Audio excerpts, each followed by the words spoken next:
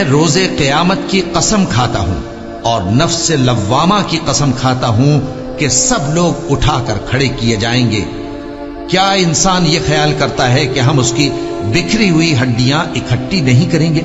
ضرور کریں گے، اور ہم اس بات پر قادر ہیں کہ اس کی پور پور درست کر دیں۔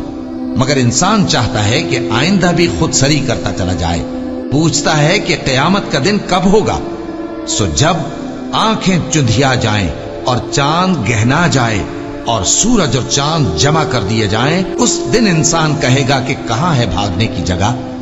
کہیں نہیں، کوئی جائے پناہ نہیں۔ اس روز تمہارے پروردگار ہی کے پاس تمہیں جا ٹھہرنا ہے۔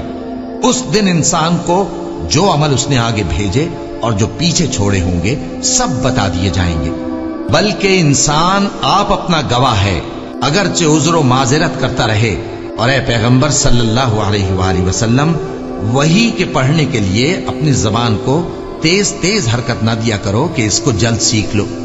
اس کا جمع کرنا اور پڑھانا ہمارے ذمے ہے۔ سو جب ہم اسے پڑھا کریں تو تم اس کو سنا کرو اور پھر اسی طرح پڑھا کرو۔ پھر اس کے معانی کا بیان بھی ہمارے ذمے ہے۔ مگر لوگو، تم دنیا کو دوست رکھتے ہو اور آخرت کو چھوڑے دیتے ہو۔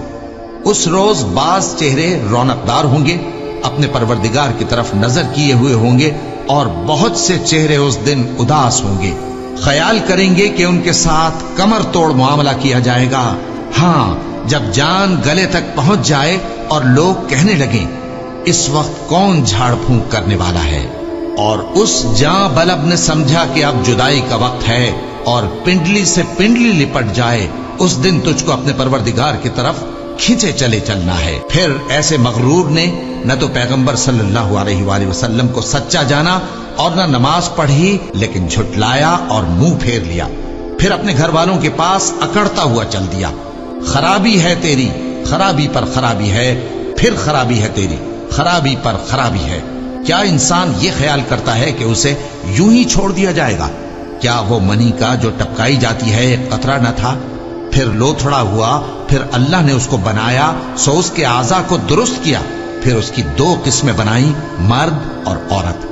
کیا اس کو اس بات پر قدرت